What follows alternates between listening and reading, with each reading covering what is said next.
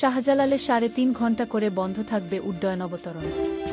হজরত শাহজালাল আন্তর্জাতিক বিমানবন্দরের রানওয়ে রক্ষণাবেক্ষণের কারণে টানা ১৪ দিন ৩.৫ ঘণ্টা করে ফ্লাইট উড্ডয়ন অবতরণ বন্ধ থাকবে। আগামী ১ অক্টোবর মঙ্গলবার থেকে ১৪ অক্টোবর পর্যন্ত এই ১৪ দিন রাত ১টা থেকে ভোর ৪:৩০ পর্যন্ত রানওয়ে মেরামতের কাজ করা হবে।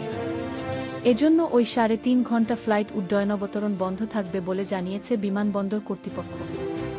বিমানবন্দর সূত্র জানায়, বিমানবন্দরের ফ্লাইট অপারেশনের নিয়মমাফিক কাজের অংশ হিসেবে runway centre line light, touchdown zone light সহ বিভিন্ন রক্ষণাবেক্ষণ কার্যক্রম চলবে।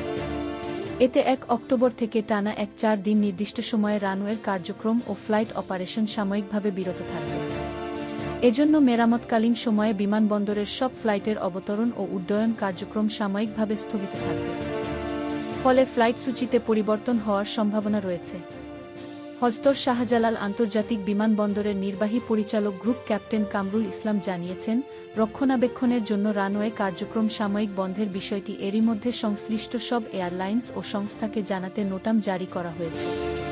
তিনি বলেন, সম্মানিত যাত্রীদের তাদের স্ব ফ্লাইট সম্পর্কে অগ্রিম জানাতে সংশ্লিষ্ট এয়ারলাইন্সকে এবং যাত্রীদের তাদের ফ্লাইট সূচি পুনরায় নিশ্চিত হওয়ার জন্য বিমানবন্দর কর্তৃপক্ষ পরামর্শ দিয়েছে।